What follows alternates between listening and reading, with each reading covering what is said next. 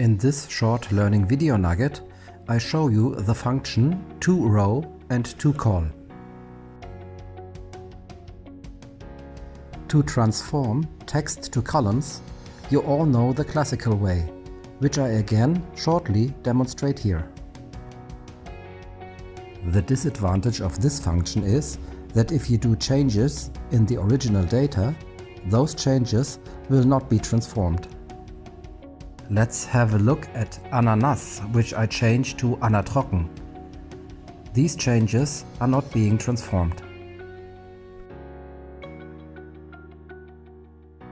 When using the formula Torow, this problem is being solved.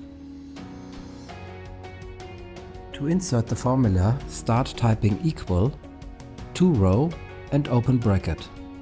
Then choose the area with the values that you like to transform and close the formula with a bracket again.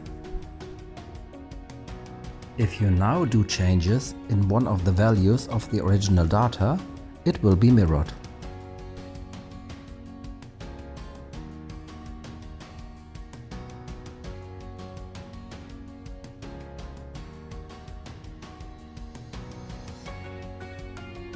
The function Tocol offers the same advantages for you, as demonstrated here.